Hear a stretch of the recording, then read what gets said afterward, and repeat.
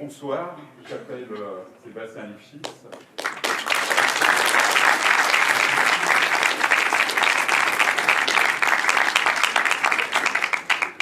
Donc on est ici pour 1h30 de conversation. Il y aura sans doute au début, c'est moi qui vais converser un petit peu avec Sébastien, mais ensuite, même si vous voulez plus vite, quand vous le voudrez, vous pourrez aussi vous immiscer dans la conversation. Il y aura un micro qui va se balader parmi vous, donc il n'y aura aucun problème de ce côté-là. Alors je vais vous replacer un petit peu la relation que nous avons, Sébastien et moi, en plus d'amis communs, comme Pierre Denis ou Thérèse Claire. En 2017, j'ai vu donc l'édite Thérèse. À l'époque, je m'occupais de la quinzaine des réalisateurs à Cannes.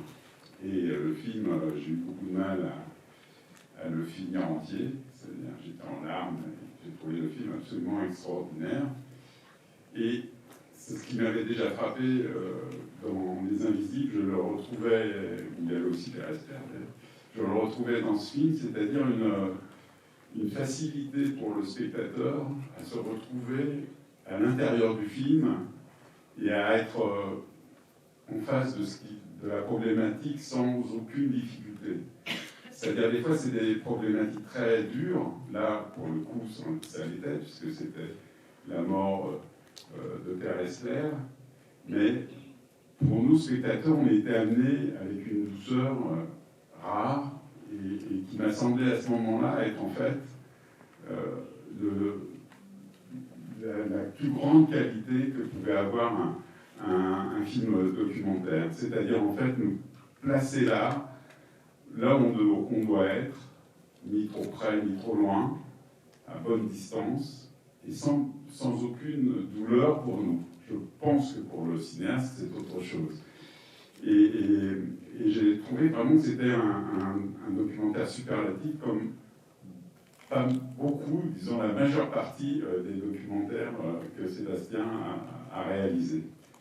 Et je voudrais lui poser donc une question dès le départ. Vous avez fait votre... On va se tutoyer peut-être. Tu as fait ton premier film, tu avais 25 ans. Est-ce que tu avais déjà en vue de faire des documentaires? Est-ce que le cinéma était ta préoccupation première? Est-ce qu'il y avait d'autres passions avant, au niveau culturel? Après, on parlera à un autre niveau. Bonsoir. Non, j'avais pas du tout l'ambition d'être cinéaste. C'était quelque chose qui me semblait intouchable. Personne dans ma famille n'a fait de carrière artistique, donc j'étais pas du tout dans un environnement qui aurait pu me prédisposer, en tout cas, à embrasser une telle carrière. Et j'étais de façon autodidacte, totalement liée à l'art. Je me destinais plutôt à être photographe, la photographie étant quand même un médium plus accessible. Et depuis très très jeune, en fait, la photographie a été une sorte de fascination et d'obsession. Et que ce soit... J'étais amoureux des images, et que ce soit les images très anciennes en particulier. Plus l'image était ancienne, plus elle avait un pouvoir, je dirais, de fascination et de transportation sur moi, en fait. J'avais le sentiment tout d'un coup, particulièrement quand je regardais les images, ce qu'on appelle les primitifs, de tout à coup d'avoir accès à ce monde d'avant la révolution industrielle, qui a presque à voir avec le Moyen-Âge, que ce soit dans les postures, dans même les lieux, la topographie, par exemple, dans la photographie primitive, est absolument magnifique. Et elle vous donne accès tout d'un coup, elle documente toutes ces vies qu'on a pu nous raconter quand on était à l'école, dans les livres d'histoire ou dans la littérature. Et tout d'un coup, j'avais là une sorte d'incarnation de tous ces temps anciens, et j'avais une fascination absolue. Et surtout, il y avait la présence des corps, toutes ces vies comme ça qui passaient à travers ces images. Et je me demandais toujours quelle avait été la vie de ces gens. Je projetais beaucoup, en fait. C'était vraiment une machine à imagination. Et pour toutes ces raisons, je me destinais plutôt à être photographe. Et puis il y a eu quelque chose de très particulier aussi dans l'histoire de ma famille, c'est que j'ai perdu en fait un frère très jeune, qui est né avant moi, que je n'ai pas connu. Et je suis arrivé juste après. Et son histoire m'a été transmise et racontée à travers des photos. En fait. C'était la seule chose, dans le fond, qui restait de la vie de David. Et je pense que ça m'a profondément marqué, tout d'un coup, qu'une vie et les liens qu'elle fonde, tout d'un coup, ce qui m'en reste, finalement, c'est si peu de choses. Et j'irais même la preuve d'une existence. Finalement, c'était juste... oui, c'était juste ces images et la parole de ma mère, en fait. Donc, et je pense que voilà, toute cette fascination de la photographie et de la trace, je pense, va probablement avoir beaucoup avec ça. Donc voilà, c'était vraiment ce chemin-là, en tout cas, que j'imaginais. Et le cinéma a débarqué un peu par hasard dans ma vie, par une rencontre de quelqu'un qui était à la Fémis et qui m'a dit, à ce moment-là, l'école était dans un statut un petit peu particulier. Elle était dirigée par Jack Gajos, qui était un personnage pas très conventionnel et qui essayait en fait de faire un peu bouger l'école. Et notamment, il avait mis en place la possibilité en proposant un scénario, tout en n'étant pas à l'école. Si le scénario plaisait à l'école, eh ben, l'école s'engageait à vous aider à faire le film, mais la contrepartie était de faire le film avec les élèves de l'école. Alors, moi, avec mon meilleur ami Stéphane Bouquet, en fait, on s'est totalement improvisé scénariste. Et on a écrit un drôle de récit qui était une histoire qui était dans le fond pas tellement cinématographique. Je pense qu'elle était beaucoup plus... elle avait plus à voir avec un dispositif peut-être d'art contemporain et de photographie que véritablement du cinéma. Et mon autre meilleure amie à l'époque, Valérie Mrégène, était un peu ma muse. Je passais mon temps à la photographier, donc je lui ai demandé de venir jouer le rôle principal. Alors, je sais, même dire jouer, ça semble étrange. Je pense que je l'ai dirigé beaucoup plus comme un modèle que comme une actrice, en fait. Et j'ai fait ce film en noir et blanc. C'est uniquement des plans sur son visage, son corps, qui est fragmenté comme ça. Et il y a une bande-son qui sont plusieurs voix off, comme ça, et qui sont comme projetées sur ce visage. Elle est dans une pièce vide, une pièce vide qui sont uniquement des murs blancs. C'est presque un lieu irréel, un espace mental comme ça. Et voilà, j'ai fait ce film de 10 minutes, improbable. Et j'étais persuadée que ça allait s'arrêter là, parce que le film était tellement bizarre. Et d'ailleurs, le monteur avec qui j'ai travaillé à l'école ne comprenait strictement rien de ce que j'étais en train de faire. On ne s'est pas du tout entendu. Et voilà, donc j'étais persuadée que tout allait s'arrêter là et que j'allais reprendre ma petite trajectoire de photographe. Et bizarrement, le film a plu. Il a été acheté à la télévision. Donc j'ai récupéré une somme d'argent que j'ai tout de suite réinvesti dans un documentaire sur Claire Denis, qui à l'époque venait de terminer J'ai pas sommeil. Et je suis allé la voir avec Stéphane. On lui avait soumis une sorte d'analyse de ses films et de la place qu'elle représentait pour nous dans le cinéma français, qui était une place vraiment à part. Elle était une cinéaste qui faisait fonctionner ses films à la fois sur des acteurs et des types de récits qui n'étaient pas inondés par les dialogues, qui n'étaient pas par une... Il y avait quelque chose d'assez singulier aussi, qui mettait les films un peu à la marge, et c'est ce qui nous plaisait beaucoup. Et donc on lui a proposé de faire un film sur elle. Elle était très surprise, mais elle me dit mais je n'ai pas l'âge ni la filmographie. Et on lui a dit c'est pas grave, ce qui compte c'est cette conversation en fait. C'est ce qu'elle va amener, voilà, sur une réflexion sur le cinéma, sur un cinéaste au travail. Et je sais pas, elle a dit d'accord. Et donc on a fait ce documentaire qui a été pour moi assez important parce que ça a été un référent. Comme j'avais pas fait d'école de cinéma, j'avais l'impression quand même de flotter un peu. Et j'avais besoin d'une sorte de repère. Et Claire, par son intelligence, sa sensibilité, son rapport au cinéma, oui, a proposé une lecture, en tout cas à la fois de son propre travail et de son rapport au cinéma, et qui a été assez formateur, je pense, pour moi. Et après, elle m'a autorisé à venir sur le tournage de Nénette et Bonnie, et j'ai pu voir en fait quelqu'un au travail, en fait, tout simplement, ce que j'avais jamais vu. Donc c'était une méthode que j'ai pas vraiment utilisée, mais elle m'a juste, je pense, rassuré d'une certaine manière. J'avais comme une sorte de...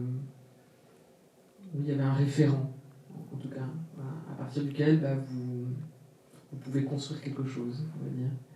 Et les choses comme ça se sont un peu étrangement enchaînées.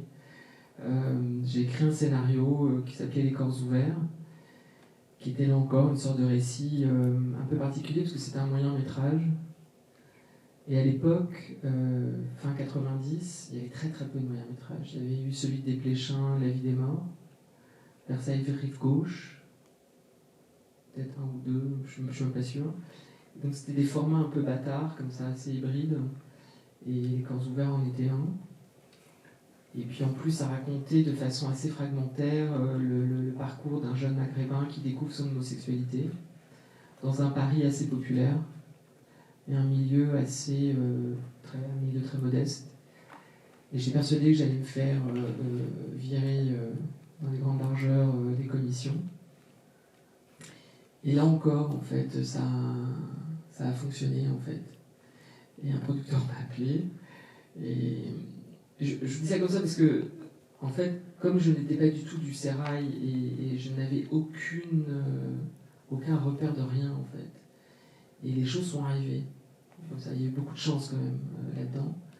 Et voilà. Dès l'apport, il y a, enfin, assez vite en tout cas, il y a deux trames qui se dessinent.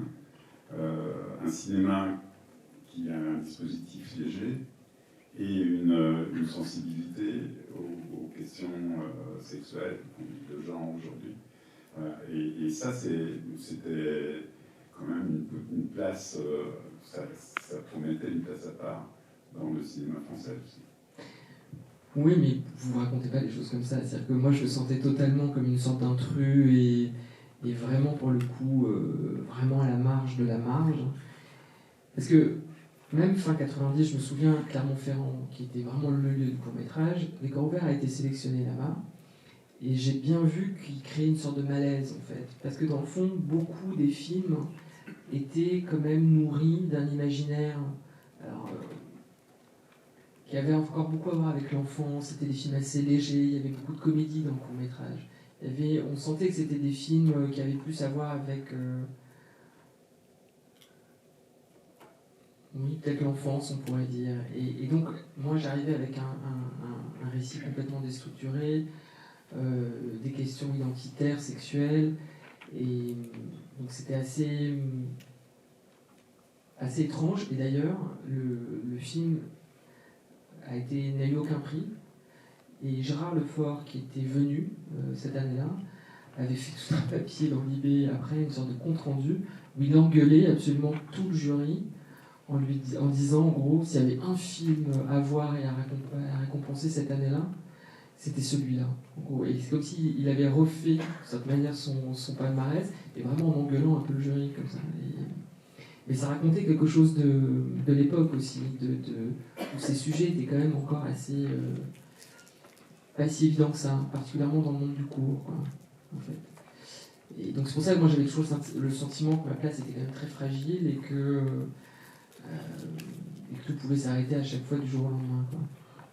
Mais la dimension aussi documentaire était très importante pour moi parce que justement venant de la photographie, la question du portrait et du réel, en fait, pour moi, a été quelque chose auquel je tenais beaucoup. Et puis surtout, je ne me sentais pas capable de dire quoi que ce soit à un acteur.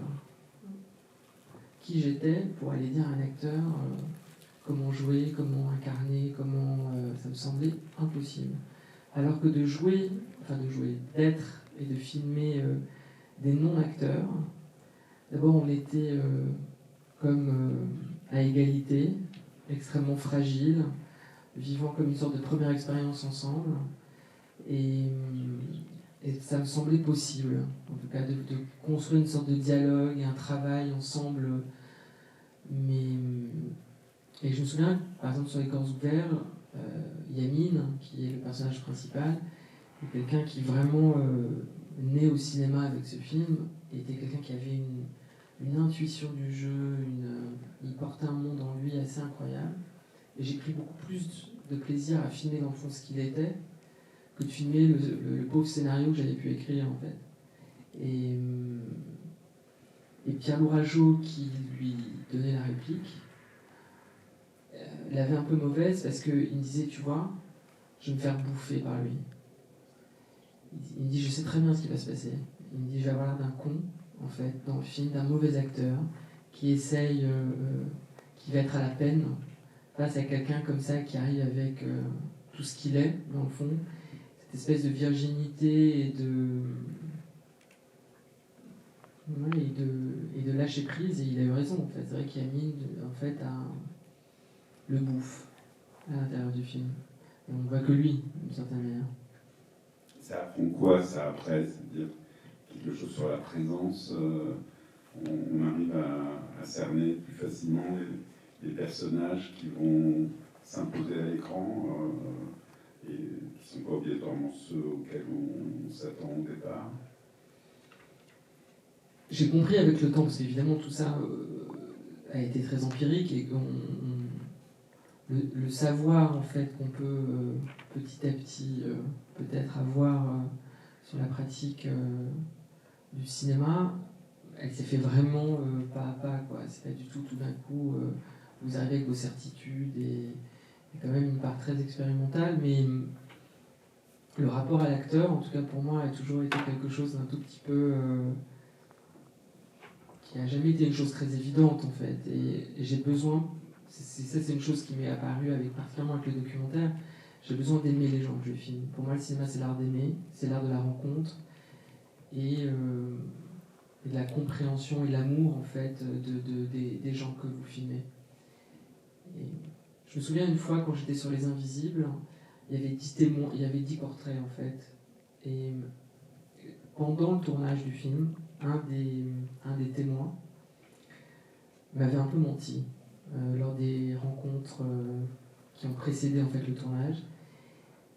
J'étais en train de le filmer comme ça dans un entretien, et mon assistant à un moment me fait un signe comme ça en me disant genre il y a un truc qu'il faut que tu vois. Donc on arrête, et en fait il y avait sur sa cheminée des objets qui étaient qui venaient en fait de troupes SS, en fait, avec des croix gammées, etc. Et tout un attirail comme ça, qui est une sorte d'hôtel, on pourrait dire, au nazisme. Donc ça me glace le sang, évidemment, en 2 secondes, et je n'en revenais pas. Tout d'un coup, je regarde sur un autre mur, et je vois une photo de lui avec Jean-Marie Le Pen, bras dessus, bras dessous, etc. Donc je me dis, bon, qui est ce type ? Et vraiment, ça pose une vraie question, parce que vous vous dites, est-ce que je peux filmer un salaud ? Est-ce que ce type a une place, dans le fond, dans mon film, parmi toute cette communauté de gens, tout d'un coup, que je crée de façon artificielle?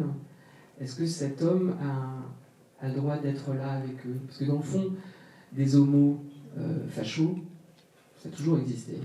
Il y en a eu dans l'histoire. Donc, pourquoi pas lui, après tout? Mais... Et donc, je l'ai un peu confronté par rapport à toutes ces questions. Il a un peu paniqué. Bon, ça a été...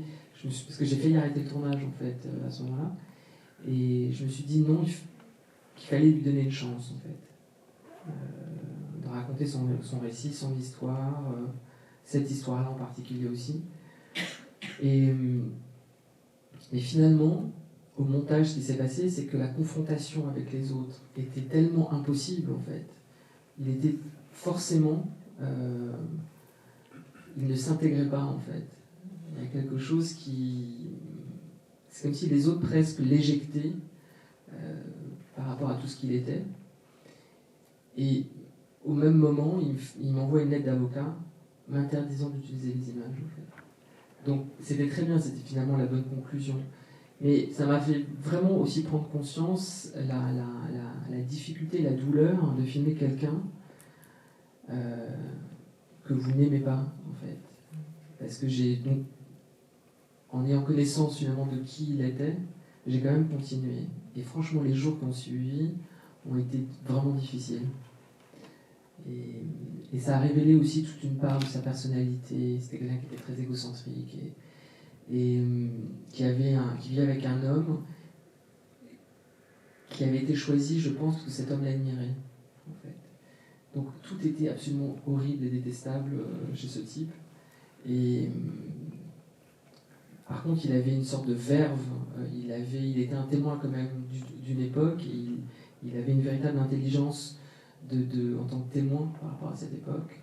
Et ce qu'il était lui humainement, pour moi, était comme impossible. Donc sur l'amitié, l'amour même pour les personnages, c'est quelque chose en effet qu'on ressent et sans doute c'est ce qui aide aussi le spectateur à rentrer dans les problématiques du film parce qu'on est très vite pris nous aussi.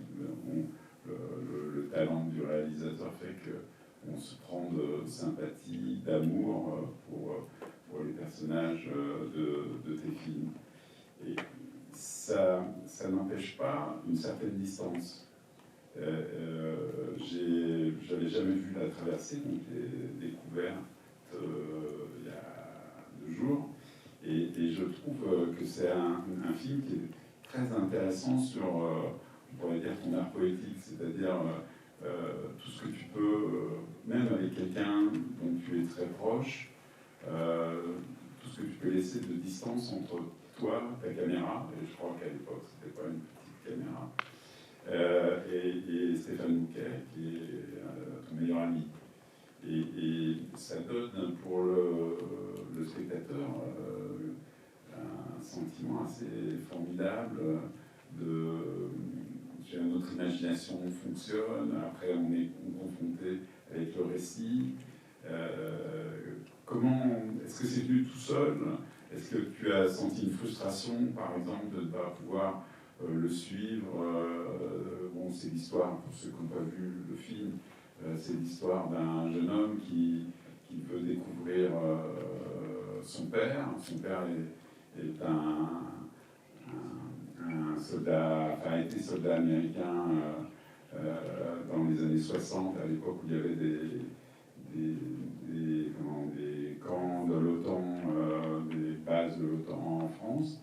Et lui, il est l'enfant d'une rencontre entre ce soldat et la mère donc, de Stéphane. Et donc Stéphane part aux États-Unis pour retrouver ce père. Ça ne se fait pas sans difficulté. Et il y a donc à un moment, il croit retrouver son père, et donc il va. Mais toutes les rencontres d'avant, elles sont filmées de loin ou pas filmées, c'est-à-dire on est avant et on est après. Est-ce que c'est une frustration? Tout de suite, tu as senti que c'était quelque chose en fait qui donnerait. Il y a un plus dans ce moins. C'est étrange. Ce qui était difficile avec La Traversée, c'est que Stéphane est quelqu'un qui était très retors, qui avait très peur à la fois de la caméra. Et l'histoire était très sensible. Il avait extrêmement peur en fait de vivre cette aventure et surtout de ce qui allait finalement arriver au bout du bout. Qui allait être cet homme? Est-ce qu'il allait détester ce père qu'il avait tant fantasmé? Et tout d'un coup, son incarnation il la redoutait terriblement. Donc du coup, ça le mettait dans un certain état d'hyper-fragilité et en même temps de résistance même au film lui-même, en fait. Mais il y avait un film à faire, parce que le film, aussi contradictoire que ça puisse paraître, était aussi une béquille et une machine qui l'obligeait à avancer, en fait. Et je pense qu'il s'est mis dans ce dispositif aussi pour s'obliger d'aller jusqu'au bout, d'une certaine manière, et que le film crée une sorte de diversion par rapport à l'angoisse pour continuer jusqu'au bout cette recherche de son père. Et moi, je suis un peu le poil à gratter, quoi, là-dedans. Donc, alors, il ne s'occupait pas du tout des questions esthétiques, de mise en récit, etc. Enfin, on n'en parlait pas, c'était un non-sujet entre nous. Il était comme abandonné, si vous voulez, par rapport à mes demandes. Mais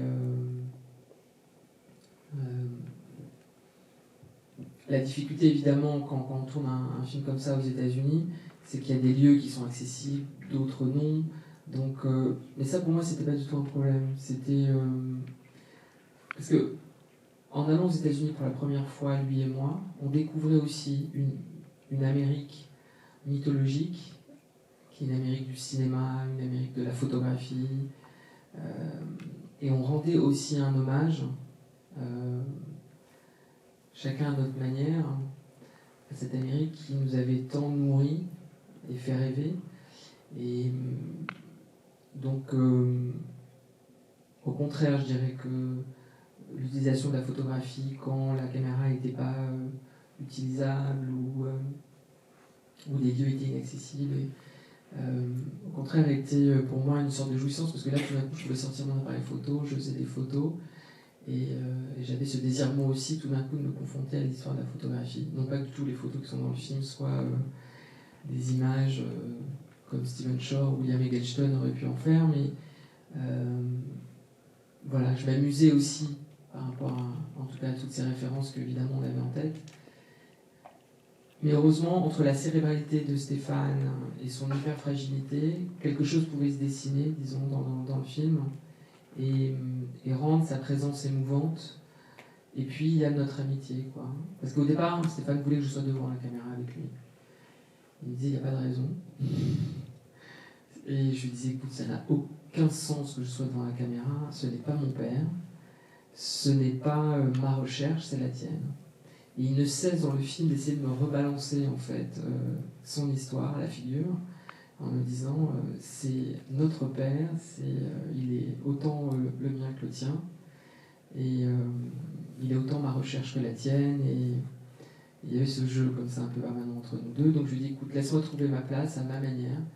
Et donc j'avais mis un micro HF en fait sur moi, et je lui dis tu peux me parler à n'importe quel moment, je te répondrai, je serai dans le film avec toi. Et voilà, et ça devient une sorte de jeu, un peu comme ça aussi, entre nous, au bout d'un moment. Mais toute la première partie du film se construit vraiment comme un récit presque fictionné, qui confronte Stéphane à ce père fantasmé, à son passé, à la relation à sa mère. Et puis il y a un moment où le film vraiment bascule dans le réel, et sort de l'imaginaire, et se confronte véritablement à l'enquête, en fait, à la recherche de cet homme. En tout cas, ça fait une enquête. Nous, on fantasme, en plus avec les références photographiques qui rappellent en effet la photographie classique américaine. Et le voyage lui-même qui fait de New York, Washington, et puis qui rentre à l'intérieur des terres des États-Unis, c'est assez mythique aussi. Donc, ça aurait été dommage qu'il trouve son père tout de suite à New York. Ouais. Il y avait peu de chance, je pense que c'est un type qui venait vraiment de l'Amérique traditionnelle, donc il y avait peu de chance qu'on trouve à New York. Mais bon, on aurait assumé, quoi qu'il arrive, même s'il avait été mort, on serait parti à la recherche de descendants ou de gens de sa famille. On avait un peu tout imaginé, un peu tous les scénarios. Mais sa hantise était qu'il trouve un homme qu'il aurait détesté, en fait. Ou quelqu'un qui le rejette d'emblée pour qui il était. Et donc il n'arrêtait pas, je pense, de se passer en boucle tous les scénarios en fait possibles. Et Et puis voilà, il y avait ce film à faire qui à la fois l'horripilait et en même temps l'aidait tout simplement à aller jusqu'au bout, quoi. Et il y a donc déjà il y a quelque chose qui est très remarquable dans tes films, c'est à la fois donc un documentaire et c'est extraordinairement romanesque. La recherche d'un père, la traversée des États-Unis, donc le mythe, la réalité, l'inquiétude par rapport à... Il y a presque un appel à la fiction dans ce film. Et d'ailleurs, juste après, il y a plutôt une fiction. Les terres froides. Voilà. Ouais. Les terres froides, en fait, les terres froides, c'est une sorte de projection. Non, en fait, je fais avant les terres froides, pardon. Les terres froides, en fait, c'est une projection fantasmée et tragique, en fait, de la recherche d'un père, avec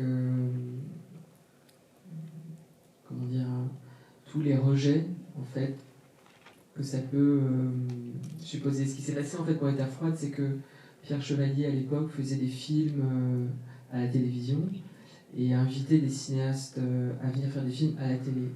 Et Arnaud Desplechin devait faire un film dans la collection Gauche-Droite, finalement renonce un peu au dernier moment, et une case tout d'un coup se libère. Et l'unité, du coup, fiction d'Arte réfléchit en disant, plutôt que de prendre quelqu'un de déjà connu et repéré, donnons sa chance à quelqu'un qui est encore, comment dire, oui, enfin, en tout cas quelqu'un qui en est à ses débuts et que tout d'un coup cette occasion de faire un film peut peut-être aider le parcours. Et donc on m'appelle, Pierre avait vu Les Corps ouverts qu'il avait beaucoup aimé et me propose de venir faire un film dans cette collection Gauche-Droite. Et j'étais moi sur le point de partir aux États-Unis. Il faut peut-être préciser Pierre Chevalier, donc à ce qui allait devenir Arte, qui était à la 7 à l'époque, c'est ça? Non, c'était déjà Arte. C'était déjà Arte. A été vraiment un producteur incroyable, avec un sens de l'anticipation sur les talents du cinéma français, qui n'a pas été remplacé depuis, quoi.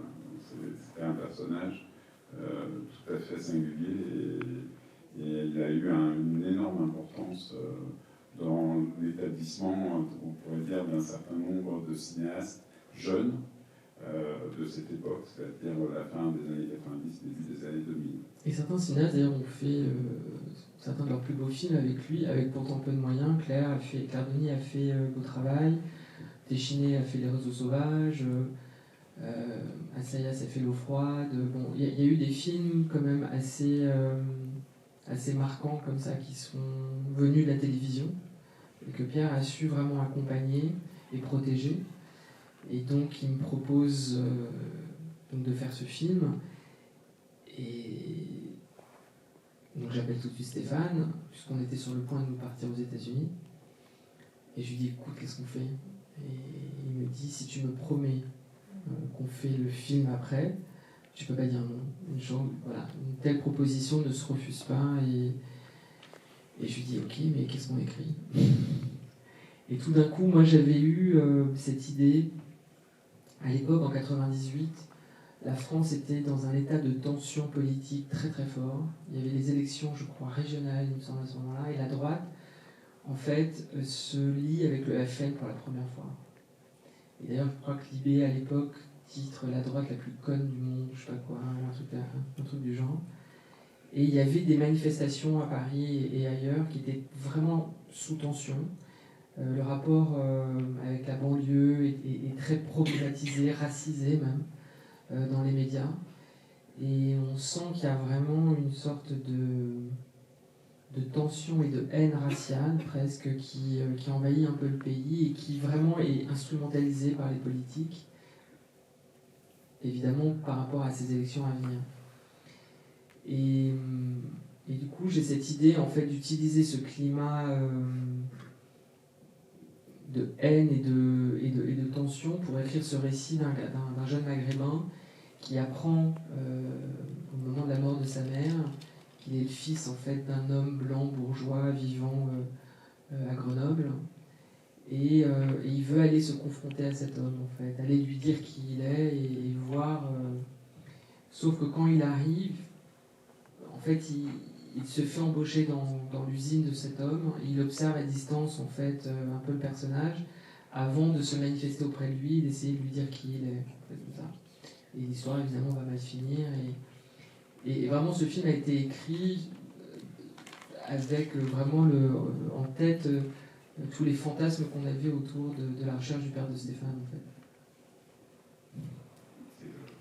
C'est la fiction qui a été alimentée par le futur documentaire, en plus, Ouais. c'est compliqué. Et puis il y a donc Wild Side. Là, c'est aussi encore une fiction. Et justement, là, comment tu mesures la différence entre une fiction qui est quand même très documentée et un documentaire qui est très fluide et à la limite, à la fin, qui paraît filmé comme un film de fiction? J'ai toujours essayé, en fait, la grammaire dans le fond est toujours la même, c'est-à-dire que la forme est très affirmée, que ce soit par l'usage, par exemple, du scope, l'affirmation des cadres, la picturalité même des images, mais en même temps, j'essaye de dynamiter dans la fiction tout le dispositif scénaristique, en fait, en utilisant, par exemple, des non-acteurs, en utilisant beaucoup l'improvisation, en essayant vraiment de déstabiliser en tout cas le projet scénaristique au moment du tournage pour ramener du réel en fait dans le projet de fiction.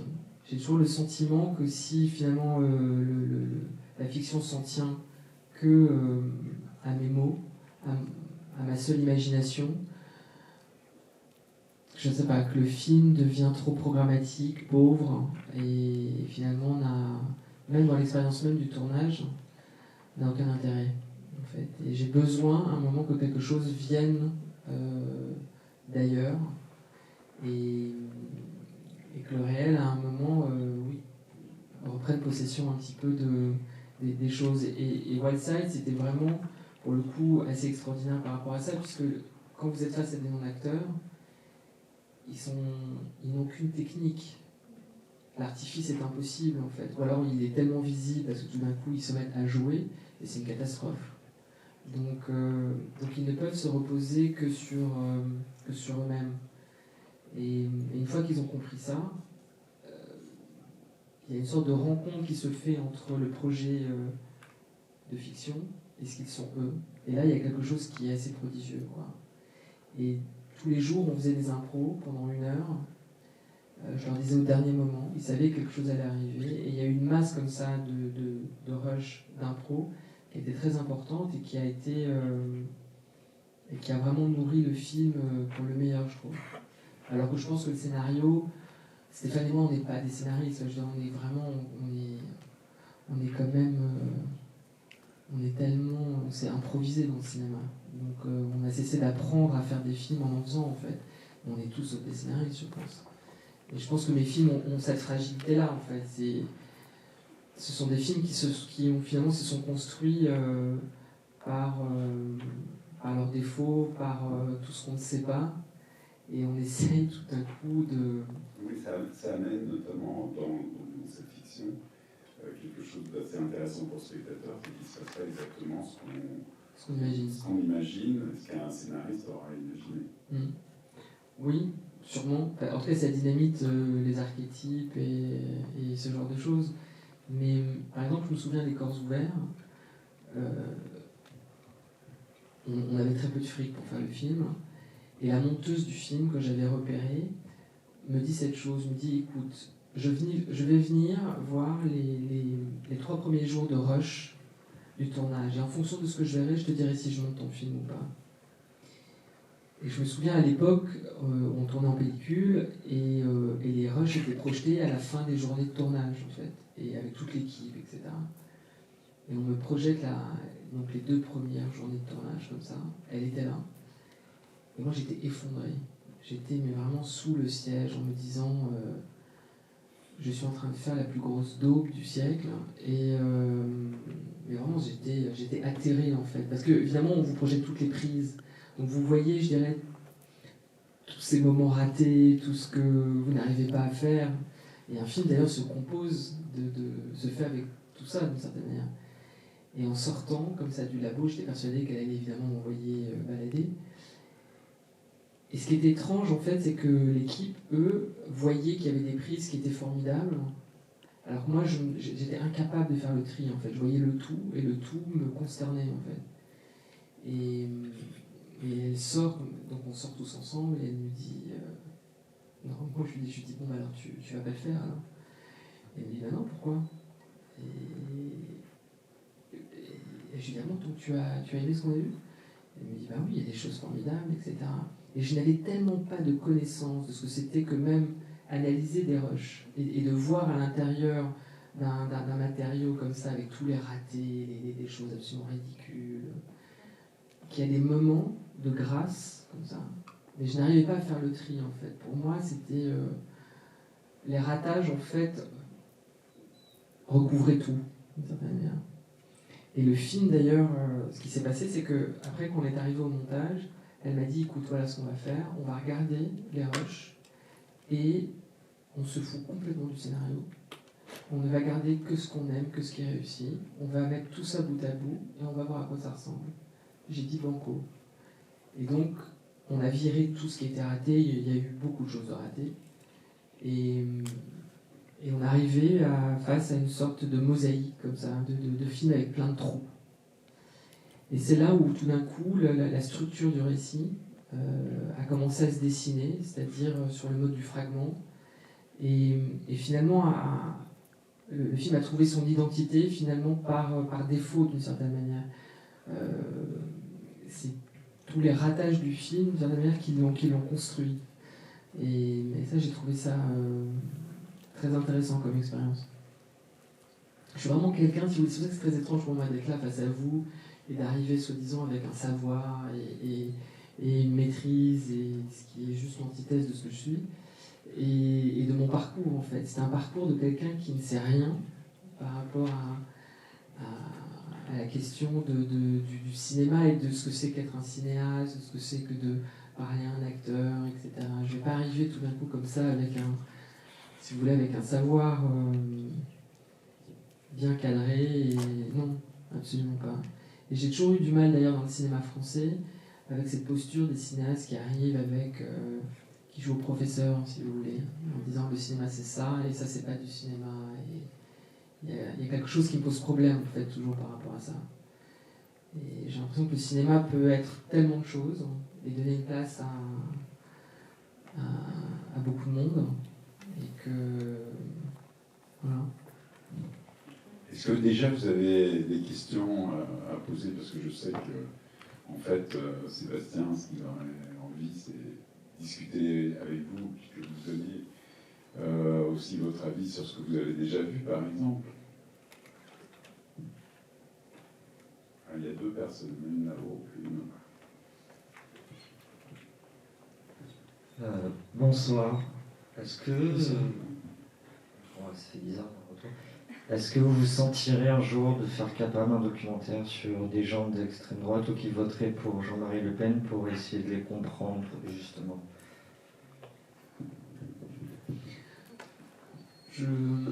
C'est marrant parce que c'est une question que je me pose en fait, de savoir est-ce que vous pouvez aller du côté, alors je vais utiliser un grand mot, mais du côté du mal, à un moment pour justement lui donner une image, un récit, et essayer de le comprendre de l'intérieur en fait. Je sais pas. Parce que comme vous fantasmez aussi des films dans vos têtes souvent, et des films qui sont dans le fond des films de genre, des films que j'aime voir. J'adore le cinéma de genre, et je peux aimer un thriller qui peut être centré autour d'un personnage extrêmement méchant, et vraiment une figure du mal, quoi, si vous voulez. Et ça peut totalement me fasciner et me donner même envie, moi aussi tout d'un coup, de me consacrer comme ça à un personnage extrêmement noir. Ça m'est pas arrivé, en tout cas pour l'instant. Mais c'est une question que je me pose en fait. Savoir dans le fond, est-ce que c'est quelque chose dont je serais capable en fait, d'essayer de comprendre un salaud. Comme dit Renoir, après tout, chacun a ses raisons, quoi. Mais je sais pas.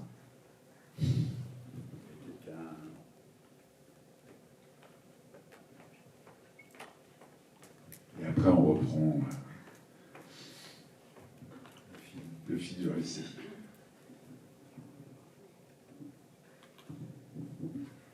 Bonsoir. Du coup, dans plusieurs des documentaires que j'ai vus, là, il y avait donc pas mal sur l'identité de genre, ensuite sur l'orientation sexuelle. Est-ce que vous avez des idées pour les prochains films, les prochains documentaires? Qu'est-ce qui vous inspire? Est-ce qu'en fait c'est le sujet du film directement qui vous fait chercher des gens, ou est-ce que c'est les rencontres avec les gens qui vous fait faire des films sur eux? Je sais pas si je suis très claire. Si. Non, généralement j'ai un sujet en tête. J'ai un sujet sur lequel je me documente beaucoup. Je fais une forme un peu comme une sorte d'enquête, mais et après j'essaie de trouver les gens qui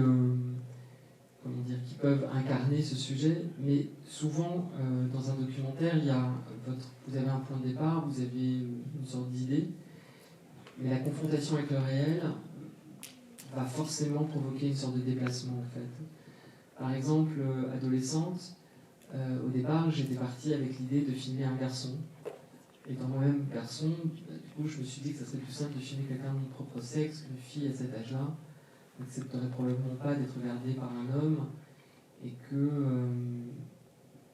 surtout à un âge où le corps change tellement.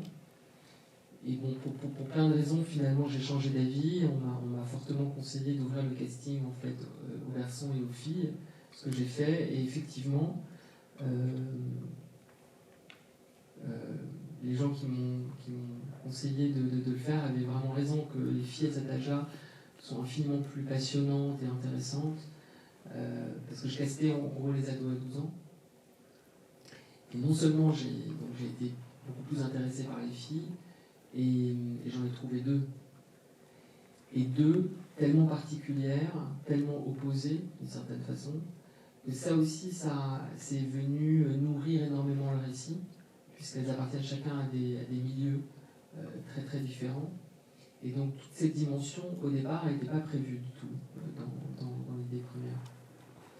Quand je fais Les Invisibles, la rencontre avec les témoins du film, il y avait, si vous voulez, un dispositif. Ce qui est souvent clair, c'est le dispositif, si vous voulez. Après, l'incarnation, elle est évidemment très liée aux gens que je rencontre et qui font le film. Donc, et c'est là où... Et moi, j'adore ce déplacement, d'ailleurs. Je déteste arriver, si vous voulez, avec une idée qui est comme verrouillée et où, d'une certaine manière, je ferai rentrer les gens à l'intérieur de mon idée. Au contraire, non. C'est cette idée de se déposséder du contrôle, en fait.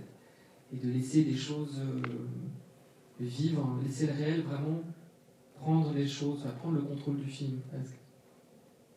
Mais dans une forme, c'est toujours ça, c'est cette espèce de tension entre une forme, on va dire, très définie, une écriture voilà, qui est plutôt affirmée, mais qui, en même temps, laisse totalement ouvert à la réalité absolument tout. Je reprends un petit peu la main, mais si vous voulez intervenir, n'hésitez pas. On fait un petit bond en avant, parce qu'il y a quand même Les Invisibles, c'est une date charnière et dans la filmographie et dans l'accueil du public, des professionnels, César. Qu'est-ce qui a changé avec Les Invisibles avant ou après ?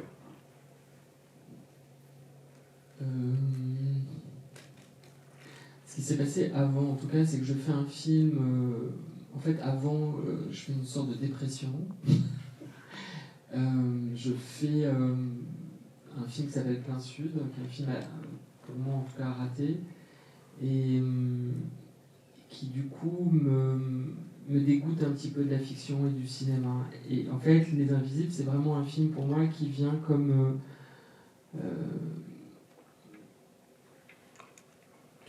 réparer en fait cette espèce de blessure, cet échec, et recréer un lien oui, avec le cinéma et mon désir de faire des films en fait. Et aussi c'est un film pour moi qui est très important personnellement, parce que la rencontre avec ces hommes et ces femmes, c'est aussi une réflexion qu'ils ont sur l'amour, sur la vie, sur l'accomplissement aussi d'une vie, et qui arrive à un moment dans ma vie à moi, où j'ai à peu près autour de 40-45 ans, et ça me fait réfléchir aussi sur mon futur, en fait. Parce que je me disais, ce qui a initié le film, c'est à la fois des photographies amateurs que je collectionnais de couples homosexuels à toutes les époques. Et aussi, je me disais, c'est quoi être un vieux PD, en fait. J'avais aucune idée, en fait. Il y avait pas d'incarnation de ça. Que ce soit dans la presse, que ce soit dans les films, on n'en voit pas. On n'en voyait pratiquement jamais. Et donc je me disais, qu'est-ce que c'est que de vieillir en étant homosexuel, et comment ça se vit, et j'étais extrêmement curieux de ça. Et donc c'est à la fois parti, étant moi-même homosexuel, c'est-à-dire c'est parti d'un désir très personnel, en fait, de mettre une image, d'entendre des histoires autour de ça. Et puis il y avait toutes ces images que j'avais collectées, trouvées après toutes ces années, et qui racontaient en fait une idée qui incarnait en fait une homosexualité assez débridée, plutôt heureuse, et qui était comme une sorte de contre-histoire de l'histoire officielle de l'homosexualité, telle qu'elle nous a toujours été transmise, c'est-à-dire qui est souvent une histoire très victimaire, et souvent tragique. Beaucoup le cinéma des années 60, 70, même 80, incarne l'homosexualité du côté des mauvais garçons, de la tragédie. Le drame est toujours collé, en tout cas, à l'homosexualité. Et ça peut se comprendre, puisque on est dans des époques hostiles, et où le désir, en tout cas, où le désir homosexuel est réprimé, condamné. Donc d'une certaine manière, on peut dire que ces films prennent le pouls de l'époque et incarnent dans le fond le jugement moral qui est porté sur ces vies-là et ces désirs-là, en fait.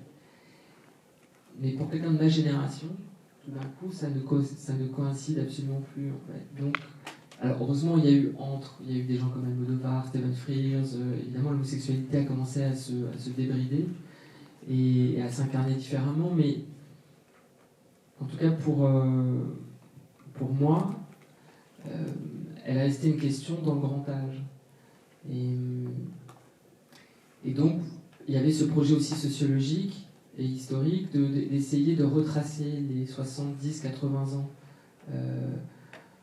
de l'évolution de la société française, de ses mœurs, à travers justement ces témoignages d'hommes et de femmes qui viennent de tout milieu et de tout lieu géographique en France, en fait. Et ce qui était assez magnifique, c'est que ces rencontres ont été des rencontres humaines essentielles, parce que je voyais bien que je pouvais incarner aussi pour eux un fils, en fait, à qui ils pouvaient transmettre leur histoire. Parce que quand on arrive à la fin de sa vie, et que si vous êtes un peu curieux, et si vous aimez un peu les gens, vous voyez bien que l'idée de transmettre quand même quelque chose de soi, de ce qu'on a compris de la vie, et le besoin de se raconter est souvent présent chez les personnes âgées. Et ils ont tellement à donner, ils ont tellement à raconter. Et j'ai eu cette chance vraiment d'arriver à un moment où ils étaient dans ce désir-là, vraiment de transmettre, en fait. Et j'ai reçu vraiment leurs paroles comme un fils, quoi. Et ça m'a construit. Ça a été très bien, pas seulement reçu par le cinéaste qui les a filmés, mais par le public, par la profession, et c'était une date quand même en plus, et sur le sujet, et dans le cinéma, et dans la carrière de Sébastien Fitz aussi. Ça a changé le rapport avec la profession, les producteurs. Ça a permis peut-être ou non plus facilement de monter ces projets. Oui, enfin, non, c'est sûr que ça aide. En tout cas, c'est un référent pour quand vous allez voir, je sais pas, une chaîne. Et j'étais quand même, bizarrement, étant quand même évidemment à la marge, j'étais quand même identifié d'une certaine façon, et j'ai eu toujours cette chance d'avoir une presse qui m'a toujours soutenu. Mais en tout cas, la veine, on va dire, la dimension documentaire, en tout cas, tout d'un coup, a pris plus d'ampleur. Et j'ai eu ce besoin. Après, c'est aussi la vie, c'est-à-dire qu'après, je rencontre Bambi. Au moment où je fais Les Invisibles, qui me raconte sa vie, je me souviens un soir, on était au restaurant, parce qu'on était dans un jury ensemble, et un soir, on dînait ensemble, et elle me raconte sa vie. Je savais très peu de choses, en fait, sur Bambi. Et je suis halluciné de cette vie. En fait, je trouve cette vie tellement, ce parcours tellement incroyable, admirable. Pour moi, cette femme est une héroïne absolue. Et en plus, Bambi me dit, et tu sais, en fait, quand j'arrive en France dans les années 50, parce qu'elle est née en Algérie, en 1935, elle achète une petite caméra Super 8. Et elle va, pendant 30 ans, s'amuser à documenter sa vie avec ses films Super 8. Donc quand vous racontez ça à un cinéaste, quand même, vous avez un récit de dingue, une femme absolument splendide, qui en plus est une conteuse absolument imparable, et qui vous dit j'ai des tonnes de Super 8 que personne n'a vu, qui filme tout le milieu travesti, trans des années 50, 60 et 70. Je sais pas, j'en croyais pas mes yeux, quoi. Donc pour moi, il y avait l'évidence d'un film. Donc aussi, c'est aussi la vie qui vous amène comme ça par les rencontres que vous faites. Des projets, des films, et voilà, Ado par exemple, c'est vraiment, alors c'est un film, j'avais envie de faire un film vraiment au long cours, une chronique comme ça, qui filme vraiment la transformation, la construction et la transformation d'un individu, en fait. Et évidemment, l'adolescence est un âge absolument sublime, où on voit petit à petit un individu se détacher comme ça de ses parents et devenir, bon an, mal an, un individu à part entière, avec sa propre conscience, et je trouve ça magnifique à voir, en fait. Et il fallait du temps, évidemment, pour pouvoir le mettre en récit, l'observer, filmer cette transformation, en fait. Et j'ai eu cette chance de rencontrer Muriel Ménard à Gatfilm, qui est vraiment, pour moi, un partenaire essentiel dans la manière qu'on a ensemble de faire les films, en fait. C'est quelqu'un qui a une culture du documentaire parce que c'est pas évident dans le monde du cinéma. En France, le documentaire est, je trouve, encore très déconsidéré. Il n'a pas sa place véritablement dans les festivals majeurs. Il est toujours un peu sur une place de strapontin. Les gens vous parlent de reportage, parfois les gens vous disent « mais c'est un vrai film ». Ce genre de choses, quand même, ce qu'on entend, et on dit « bah oui, un documentaire, c'est du cinéma ». Et en tout cas, ça peut l'être. Mais on voit bien que cette culture encore du documentaire, elle n'est pas encore complètement intégrée à l'art du cinéma. Elle est comme regardée à côté. De la même manière que la photographie, je dirais, dans l'art, est un peu toujours mis de côté. Au Centre Pompidou, quand vous allez voir la collection permanente, la photo, elle est dans les coursives. Elle n'est pas dans les salles principales, en fait. Et ça raconte quelque chose sur la hiérarchie des arts, en fait. Et de toujours ce poids de l'académie, de la manière dont on désigne à un moment ce qui est la forme noble et les autres, si vous voulez. Ce que je trouve, moi, complètement ridicule. Et quand vous allez à la Tate moderne à Londres, tout est mis au même niveau. Et là, tout d'un coup, c'est une lecture transversale de l'histoire de l'art, de l'histoire du XXe siècle. Et vous voyez finalement à quel point tout ça s'interpénètre, et comment les œuvres à la fois de cinéma expérimental, de photographie, de peinture, tout ça, évidemment, dans ce monde de l'art, a été regardé.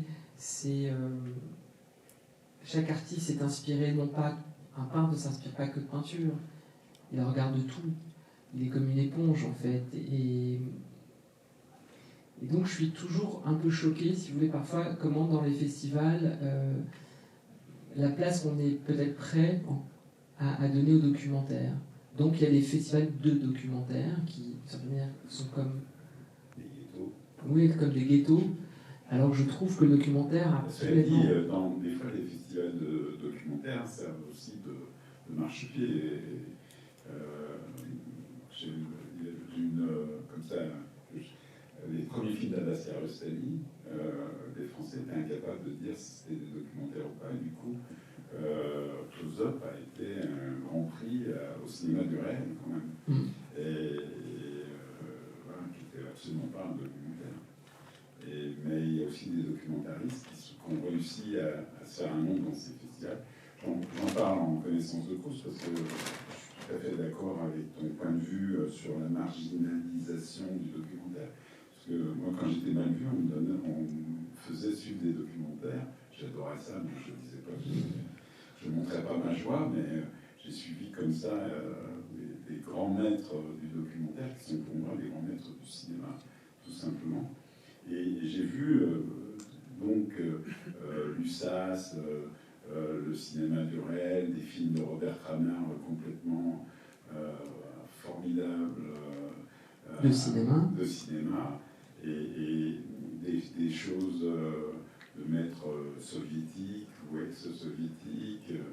Et j'ai toujours pensé que, en effet, les grands documentaires étaient tout simplement des grands films. Souvent, c'était des grands films romanesques parce qu'ils utilisaient, tu parles de Bambu, comment tu as découvert tout, on pourrait dire, la vidéothèque, c'était plutôt une filmothèque, une cinémathèque. Mais il y a plein de gens qui ont utilisé aussi, qui sont passés du présent au passé, et c'est une possibilité que permet le documentaire, que permet beaucoup moins facilement le film de fiction, et qui donne une profondeur romanesque à ces documentaires qui sont réalisés par des grands cinéastes, soi-disant seulement documentaires, mais qui sont avant tout des grands cinéastes, qui leur donnent une dimension énorme. Et moi, je pense par exemple qu'Adolescente, sans utiliser même justement ces quincailleries historiques, mais parce qu'il y a 5 ans de poursuite de l'évolution de ces deux jeunes filles, c'est un vrai film romanesque, comme peu de films de fiction sont capables de le faire, puisqu'il y a à la fois un réalisme, une réalité, mais aussi des rêves, et le fracas de ces rêves, ou au contraire la réussite de ces rêves. Il y a une dimension donc, une profondeur qu'on ne pourrait pas trouver ailleurs que dans la forme qui a été celle que tu as choisi de lui donner. Et une puissance du réel, c'est-à-dire que ce qui est aussi très fort pour moi dans Adolescente, c'est que on a le sentiment quand même d'être au plus près de leur vie intérieure, on partage leur intimité, on essaie de comprendre à la fois les failles et cette difficulté de se construire, de se trouver une place en fait. Et c'est là où ça se joue, on voit bien que ces années-là sont décisives dans la construction du futur en fait. Et c'est ça que je trouve terrible, et comment finalement le déterminisme en fait social dessine très fortement et si tôt les vies en fait de n'importe quel individu, et que les chances sont quand même, les cartes sont jouées quand même très tôt. Alors évidemment on peut toujours trouver des exceptions et heureusement, mais elles sont des exceptions. Mais on voit bien que finalement les vies se dessinent très tôt en fonction du milieu, de l'éducation, du rapport aux parents, du lieu où tu vis, tout est déterminant et va faire de toi l'individu que tu es, quoi. Et évidemment, pour moi, à la fois l'art du portrait et la construction d'un individu et d'une vie sont des choses qui m'obsèdent et que j'aime raconter. Et l'essentiel de mes films sont plutôt des films du portrait, que des films du récit. Le récit, évidemment, se construit à l'intérieur du portrait, mais c'est avant tout des films autour d'individus dont je fais le portrait. Si vous avez des questions.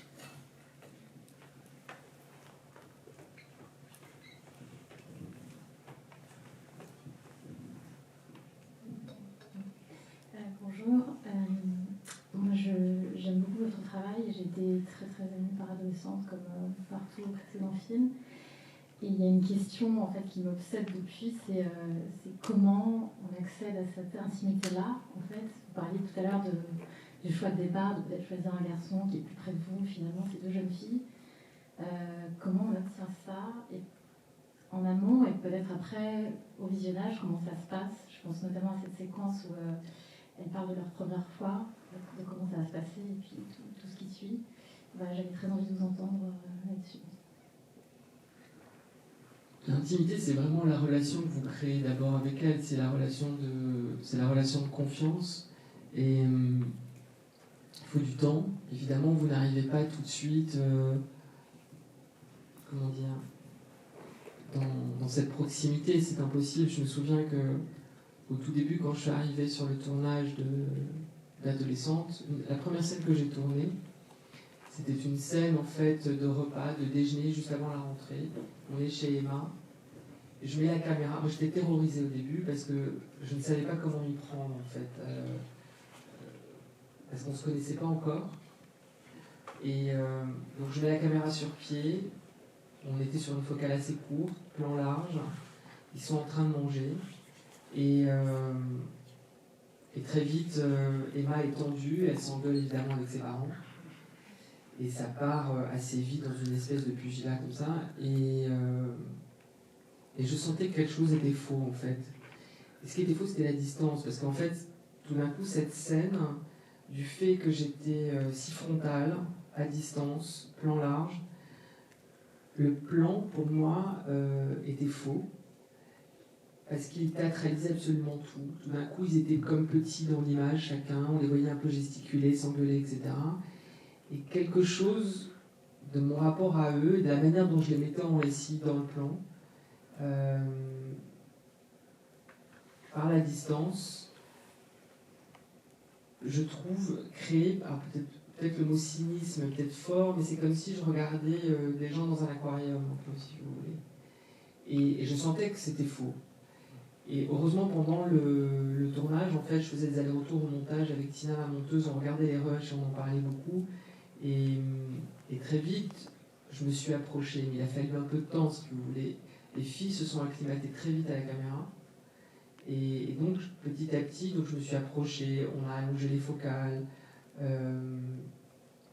Et je me suis même aperçue qu'au bout d'un moment, à l'intérieur même des séquences que j'étais en train de filmer, que je pouvais tout d'un coup, lors d'un plan séquence, arrêter en fait, me déplacer très légèrement pour pouvoir me rapprocher davantage, créer une sorte d'extension du plan, mais vue un peu plus près, comme pour essayer de prolonger la scène et me permettre aussi, le cas échéant, de pouvoir monter, sans que ça perturbe en fait la situation. Parce qu'évidemment, quand vous prenez cette décision, vous prenez deux risques en fait. C'est d'abord de perturber la situation, et que tout s'arrête tout d'un coup, par le simple fait de bouger.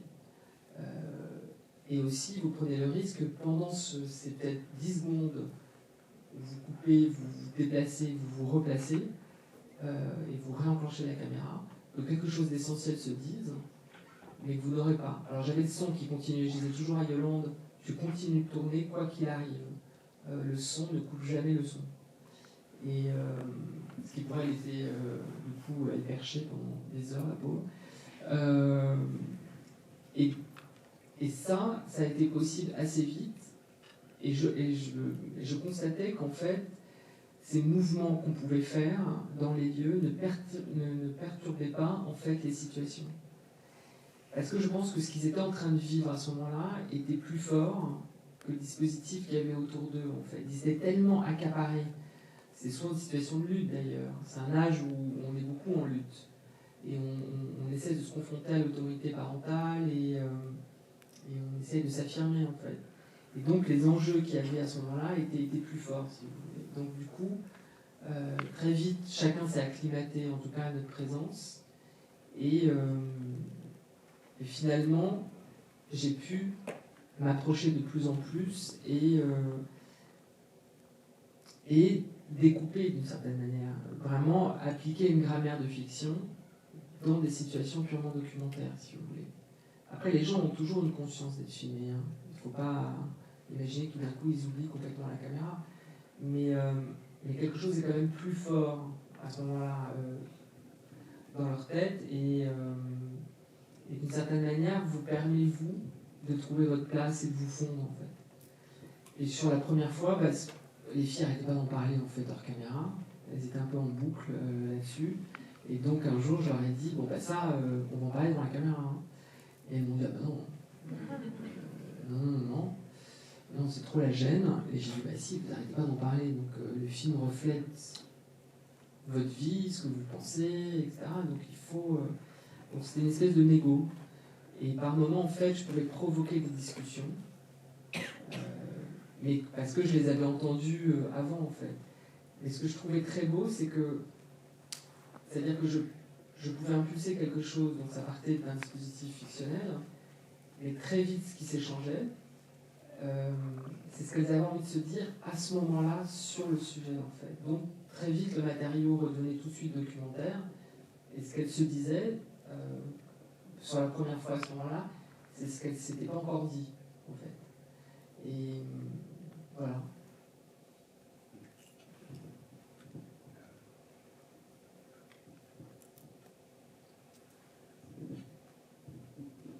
Alors, moi j'aurais une question sur l'après, en fait, parce que c'est tellement riche ce que vous vivez avec toutes ces personnes.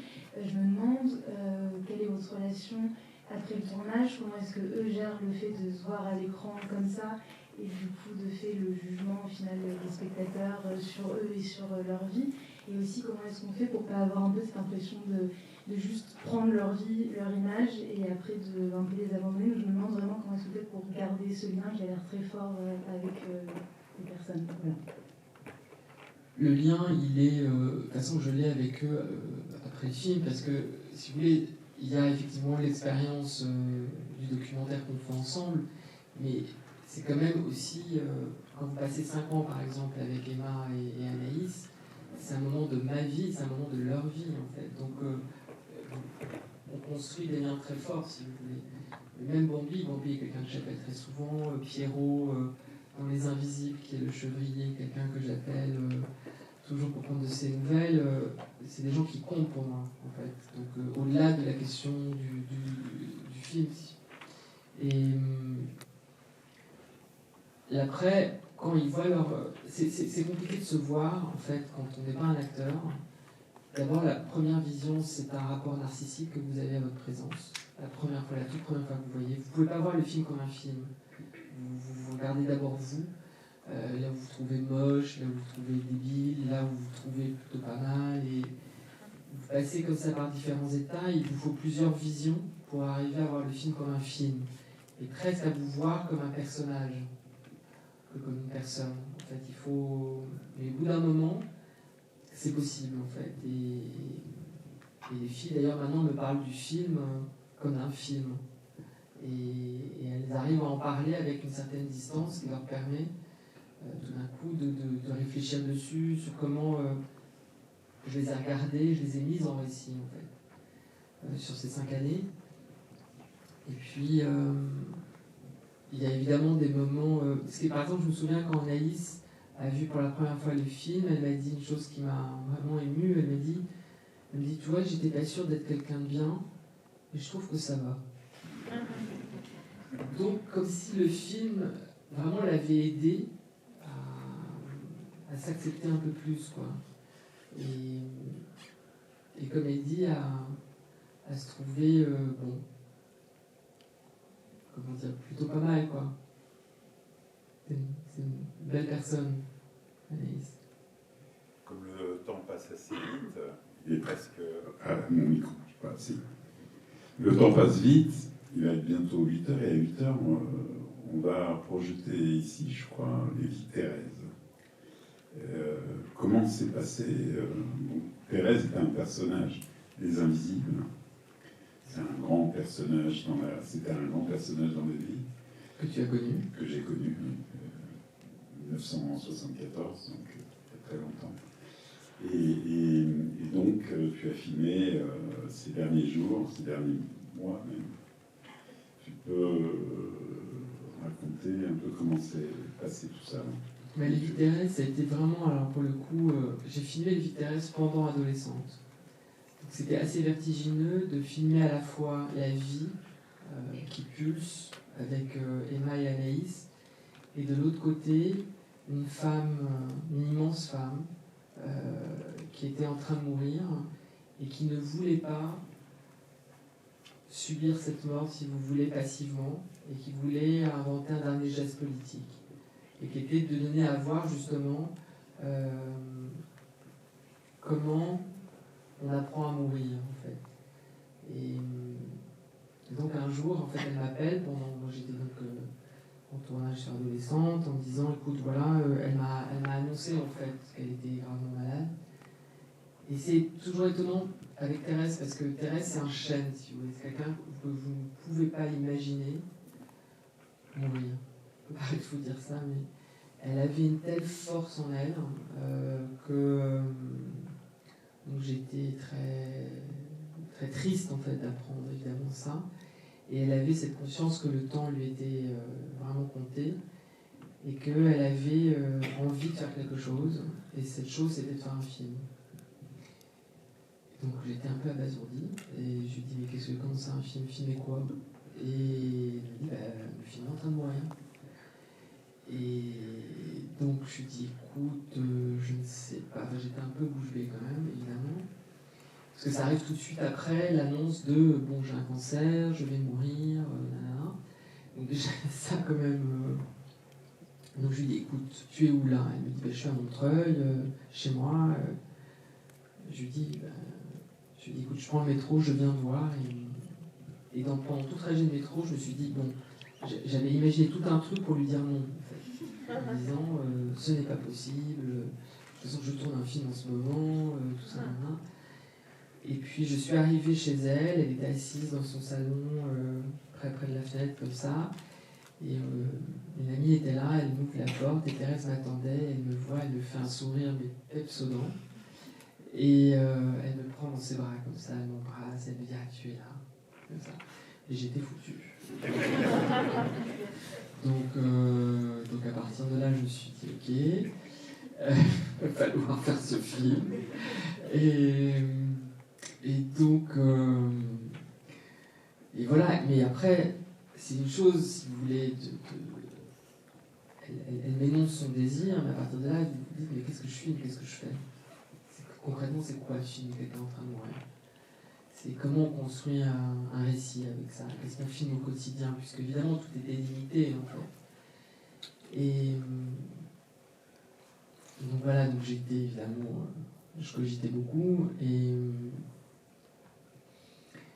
voilà, en fait, ça a donné ce film en fait. Et à la fin du tournage, c'est même étrange de dire ça parce que c'est qui était donc en fait le moment où elle est morte en fait.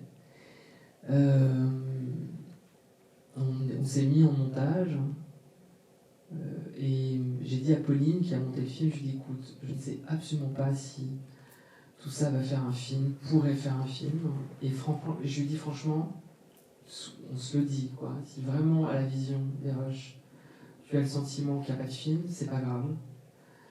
J'aurais essayé de faire un film et voilà, et donc on a regardé les rushs et tout, je regardais comme ça, je lui dis Alain, elle me dit bah, évidemment qu'il y a un film. Je dis ah bon, tu es sûr? Elle me dit bah oui, mais elle me dit il va falloir que tu sois patient parce qu'évidemment c'était un matériau très fragile en fait. C'est vraiment, ça reposait aussi là sur des fragments, des moments comme ça sur elle et Thérèse y est. Ce qui était très difficile pour moi, c'était d'avoir une distance juste en fait par rapport à ça, de jamais être voyeur, de jamais chercher des choses oui, sensationnaliste ou glauque. D'ailleurs, en plus, il y en a eu très peu. Et j'ai trouvé Thérèse absolument admirable dans cette façon qu'elle avait, avec toute sa force, de vivre cette dernière expérience, en fait. Voilà. Et c'est vraiment un film que j'ai fait en me mettant à l'intérieur de son désir, en fait, si vous voulez. Et c'était très étrange, en fait, c'est pas quelque chose que j'ai initié, c'est pas quelque chose... Je l'ai fait vraiment, c'est un film que j'ai fait par amour, quoi, amour pour elle, quoi, pour l'accompagner, en fait. Voilà. C'est un très beau film que vous allez pouvoir voir, c'est dans cette salle, oui, dans cette salle, et c'est autour de ce film que nous nous sommes rencontrés. Qui a été gonflé d'ailleurs de le mettre à la quinzaine. Pour moi, c'était un choc, parce qu'en plus, j'apprenais la mort de... J'avais vu 10 ans auparavant, on avait passé pas mal de temps ensemble. Dans les années 70, on avait passé beaucoup plus de temps. Et en voyant le film, j'ai vu un film formidable, mais j'ai appris la mort d'une amie. Et le film, j'ai trouvé tellement beau que j'ai sélectionné à la quinzaine sans aucun problème.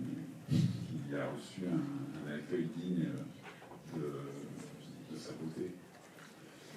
Et voilà, là, je crois qu'il faut remercier Sébastien d'être venu à Bordeaux et d'avoir présenté ce film, d'avoir pu discuter avec vous. Et je vous remercie aussi parce que le public de Bordeaux est un public sensible et les questions sont toujours passionnantes et plus intéressantes en définitive que celles que pose un professionnel de la profession. Merci à toi, Edouard. Bonne soirée.